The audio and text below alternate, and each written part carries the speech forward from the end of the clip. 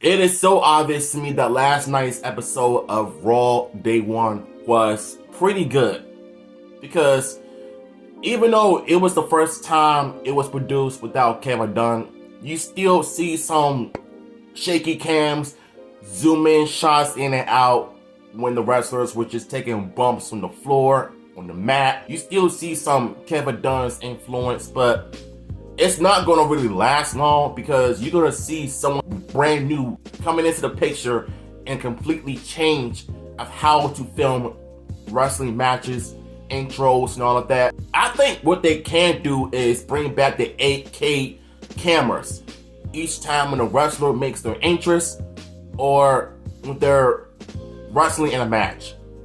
But besides that, Raw Night 1 last night was pretty good. I watched it on TikTok. I couldn't watch it on my TV because of this stupid Firebox thing. But some of the things I absolutely love was the Nia Jax versus Becky Lynch match. It all started like around 2018 when Nia Jax broke Becky Lynch's nose and caused her to bleed. And yet, you've seen not one referee stopped her, wiped her nose, wiped her face. She just embraced it. That's how you know she's a legit badass in the women's division. And that is the one thing I admire the most about Becky Lynch. Even though she's playing the man character, the match on Raw, that was probably the best match I've seen in a while. But besides that, the Becky Lynch versus Nia Jax match was good. It had some moments where I felt like it could have been better, like the camera work. But besides that, I enjoyed it. 4 out of 5 for me. Another moment I noticed that everybody was talking about was the segment between who is the former WWE World Heavyweight Champion that is going to appear on Raw. And this is how you know that Triple H was trolling the hell out of everyone. When Jinder Mahal came out, I died laughing. I'm like, what the hell is this? Like, if I would have known that he was the former heavyweight champion, I would have stopped watching TV for like a few seconds. But then, the moment when The Rock's music hit, all hell broke loose. I mean, everybody in the arena in California was going ape shit over The Rock's entrance. When he came out, it was electric like always. He got a massive pop like always. It felt like an Attitude Era all over again in 2024. He knew what to say. He knew how to get the crowd going. And when he started joining on Jinder Mahal in the national anthem way, that's how you know that he's probably going to be coming for the World Heavyweight Championship. It's not just him making a one-off time appearance or anything. They're going to probably work him into an interesting storyline with Roman Reigns or Seth Rollins. But for me, the moment when I heard, or should The Rock sit at the head of the table, the moment he said that, I lost it mentally. I just knew that it wasn't going to be for WrestleMania 40. It's probably going to be at the Elimination Chamber.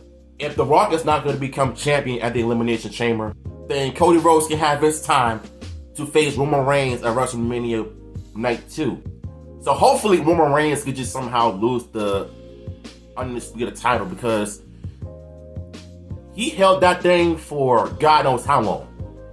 Raw Night 1 was pretty good, and like I said, the only thing I didn't like about it was the shaky cam still. Kevin Dunn still has some influence on the directors, the cameramen. I just want them to stop doing that, you know what I'm saying? I want them to go back to the old days of how they used to film wrestlers without the shaky cam, because that's what ruined it for me. That's why I stopped watching wrestling. I mean, as long as people are enjoying the product under Triple H, that's all that matters. But for me, I would much prefer for them to actually just stop with the shaky cam stuff, because that's what really ruins it for me every time I see it. And there were plenty of that last night. So hopefully later on down the line, when Triple H announces a new cameraman, hopefully he's not going to be the Kevin Dunn influence because I'm just annoyed by that. Bring back the 8K camera thing. Bring in somebody new that knows how to film a good wrestling match, segments, intros, you name it. I don't really care about Seth Rollins versus Drew McIntyre. Retain the title because of interference. Oh, Damian Priest was going to end up cashing in his Money in the Bank, but failed.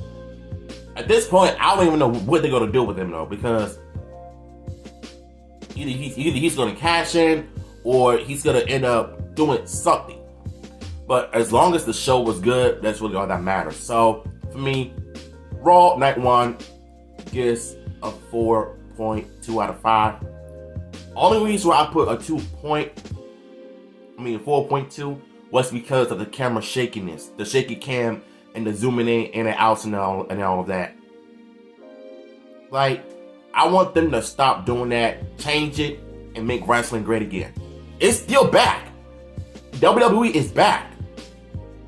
But still, get rid of the shaky cam. That's the only thing that annoys the hell out of me.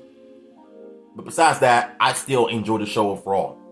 So, Raw Night 1, 4.2 out of 5 for me. What are your thoughts on this? Did you enjoy it? What was your favorite moment from last night? Let me know in the comments.